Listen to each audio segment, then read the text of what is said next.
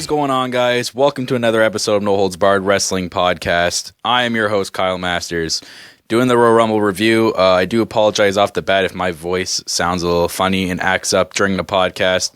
Been feeling under the weather lately, but I'm going to do my best. I got my water with me, so I'm all set to go. I'm alone in the studio, just me doing the review.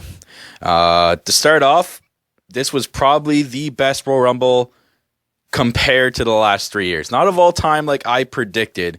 I honestly was predicting it to be one of the greatest Royal Rumbles of all time. It had so much potential, but it was still good in my opinion. Triple H being the winner of the Royal Rumble, being world champ, makes sense for what is going on in WWE currently. And because of the lack of talent missing, it just all comes into play, and it all just makes sense. WWE wants WrestleMania 32 to be a huge sell. I mean, you're going to have the over 100,000 people crowd, and like, what better way to do it than have one of the greatest champions of all time go into WrestleMania as the champion and defend it? I can't say really anything now. Fastlane's still the one pay-per-view left before WrestleMania, so he could end up losing it then or defend it at WrestleMania. So we'll see. This probably even would have worked if Triple H had won the Rumble and it wasn't for the title, and then he went on to WrestleMania and won the title at WrestleMania, and then lost it on the next night on Raw or at Extreme Rules. I would have been fine with that too. It's the part-timer thing that gets me. I mean, I'm not fond of this part-timers coming in and being champion, like when Brock Lesnar did it and when The Rock did it. It's time for the new generation to start getting their shot, basically. When's that going to happen? But for this particular situation, it makes sense. But hopefully this is actually the last time this is going to happen. I really hope that he actually wakes the fuck up and starts using their talent properly and stop relying on these part-timers to come in and be champion. So I think it's a good move, Triple H being champion. You know what? I can roll with this. It was definitely better than having Roman Reigns defend it. It's the stupid way of him leaving the Royal Rumble and coming back. That was really bad. Of course he's going to get heat unless WWE was expecting him to get heat. So, again, I wouldn't have liked Roman Reigns. It's plain and simple. The surprise entrants this year were pretty predictable, for one. Except for one. The phenomenal one, AJ Styles. The rumors were circulating everywhere that he was going to make his debut on Raw, and they're going to keep him out of the Rumble, but he comes in at number 3, which in my opinion is very, very, very smart of WWE. They put him in the beginning of the Royal Rumble, so it saves him doesn't save him, I guess it saves the crowd from hijacking the Rumble if he had entered near the end, because then everyone's like, oh shit, man, we got to get AJ Styles to win Rumble, and they just would have booed everyone else. But this was very smart to put him in at the beginning, show off his talent, and get eliminated, and hopefully have a better feel. It was smart the way they eliminated too with Kevin Owens. It just made sense. So I'm glad WWE did that way, and I guess they sort of pulled the trigger on the debut of AJ Styles, but they did it in a good way. So I'm glad AJ Styles is now in WWE, and we'll have to see what comes out of him. I hope he has a good feud leading up to WrestleMania and actually has a WrestleMania match. He definitely deserves that for the amount of work he's put in the wrestling business. Some potential feuds he could face are Kevin Owens, the guy who eliminated him. I'd love to see him face Y2J. I think that'd be an ultimate profile match. I could even see him facing Dolph Ziggler or maybe even Dean Ambrose. Something like that. He can definitely pull off a pretty good match with, but I don't see him facing anyone else. Or if the WWE decides to go with this IC ladder match again for the IC title, maybe gets added to that. I'm sure he can pull off some high-flying moves in that match as well. So I'm hoping AJ Styles has a good feud starting off his WWE career. I don't know what their direction is on Brock Lesnar. Obviously he's going to be feuding with the Wyatts at WrestleMania. It looks like it's going to carry on to WrestleMania, but with who? The rumors are Braun Strowman, and I really hope these stupid, shitty rumors aren't true. I do not want to see Brock Lesnar with Braun Strowman. He can't even freaking wrestle. Braun Strowman's going to get in the ring, and stand there and like sell to suplexes? What the hell? No. I really, really hope Brock Lesnar does not face Braun Strowman at WrestleMania. I will boycott the shit out of that match. I would love it, and I think everyone else would love it and agree he needs to face Bray Wyatt. Maybe at Fastlane face Braun Strowman. I don't give a shit. It's Fastlane. So have Brock Lesnar face Bray Wyatt at WrestleMania. I really hope they go this way. I really, really do. Maybe they even do like a huge WrestleMania match, Brock Lesnar versus the entire Wyatts, like the entire Wyatt family against Brock Lesnar at WrestleMania. It could happen. You just make Brock Lesnar look like a giant beast and say he conquered all members of the Wyatt families in one match at WrestleMania. You know, you can see Paul Heyman like boosting about that for weeks on end and for years on end. So why not? I mean, that's the perfect match, and have him just kick the shit out of every Wyatt member family at WrestleMania. I mean, it would bury the shit out of them, but, you know, it just makes sense for Brock Lesnar's character and his persona and the way Paul Heyman backs up Brock Lesnar. So I really hope they do a good job with that feud, as well as it looks like it's the current plans for Brock Lesnar at WrestleMania. Okay, one sec, guys. You got to take a sip of water here. As far as the rest of the card goes, it was mediocre, I guess I can say. It wasn't the best. Nothing really jumped off the page.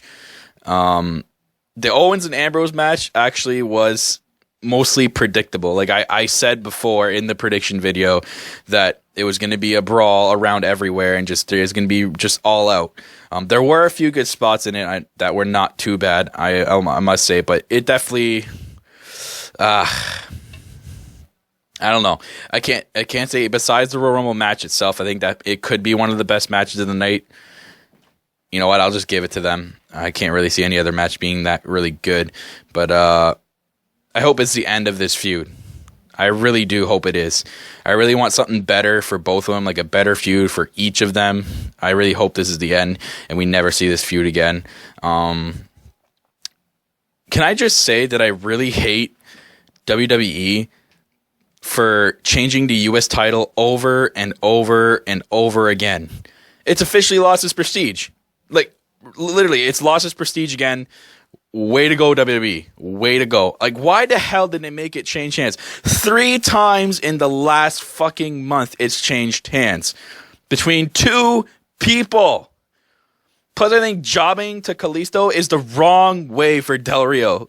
You bring this guy back. You probably paid a shit ton to have him back, and you're having him job to Kalisto twice in a row with the title. He's part of League of Nations. We're supposed to be this dominant tag team, and now you have League of Nations with no title. It's better when they have titles. It makes them look stronger and look more dominant. But now you've made Del Rio lose the U.S. title twice in a month. That's so bad. This is really bad storytelling by WWE.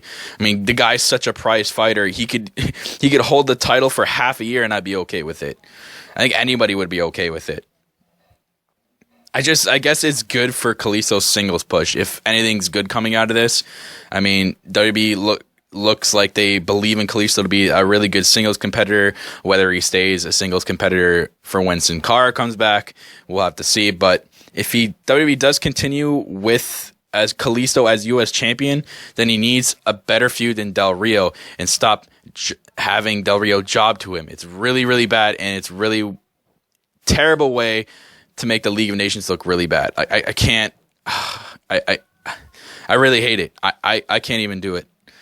Like my co-host Cobra Cappy even texted me today. If I could read the text message for you guys, he says, "This is coming from Corporate Cappy. Del Rio losing the title equals fucking stupid," and I could not agree with him more. He's a huge even though he's a huge Del Rio fan, it's a poor decision by WWE for making him lose the title. It's stupid. I agree with him 100%. It's fucking stupid. I just hope Kalisto gets a better feud. Bottom line, Kalisto needs a better feud. Have Del Rio move on, maybe go for the IC title or something. Just move on from this feud, WWE, is what bottom line is. Let's move on to the Divas match. The Divas title match went down exactly as I thought it would. I told you guys Ric Flair is going to get in. I kind of said that he was going to kick down the match, but he would play a factor in this match. Except for the end of the aftermath of this match was the only exciting part of this match. Sasha freaking Banks comes back and makes a return to a thunderous crowd, an NXT-oriented crowd in Florida, and holy crap, that pop was huge. And she applies the Bank statement to Charlotte and basically solidifies herself as, you know what, I'm going to be the number one contender. It looks like she will be. Whether they add Paige to this or other divas, I would love that. I really hope this is. I hope this is coming together to be a really good divas match at WrestleMania. I mean, let's be honest here. The divas division has been slacking lately, as I've said before. But I love the heel gesture by Sasha, kicking Lynch out of the ring and then shaking hands with Charlotte and then turning on Charlotte after that in a full turn. I mean, I love it. They did this so well. Hopefully the match at WrestleMania is going to be for the title and not like last year where it was just a tag team match. I hope they add Paige to it. You know what? I hope it's like a triple threat or even a fatal four-way. Becky versus Charlotte versus Paige versus Sasha. That would be epic. They could build this feud from now into WrestleMania and make it one of the greatest Divas matches of all time. They could easily do this, but we'll have to see in the direction they go. But I'm liking the way the Divas division is looking now after the Royal Rumble. Thank God.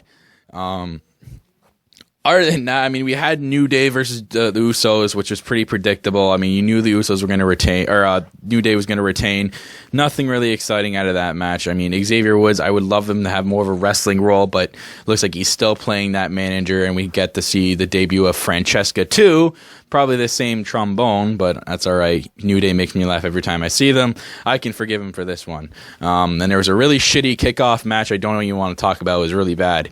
But other than that, guys, that was the Royal Rumble. Overall, I think it was a good pay-per-view. Not the best, but it was good enough to like slightly start the road to WrestleMania. Hopefully more stuff happens on Raw tonight. So I gave it a score of 3.5 out of 5. I think that's a fair enough score for this Royal Rumble. It's definitely better in the last 2 years, I must say. So we'll see what happens now as it's officially the start to the road to WrestleMania. So other than that, guys, this has been the Royal Rumble review. I am your host, Kyle Masters. This has been another episode of No Holds Barred Wrestling Podcast. And that's it.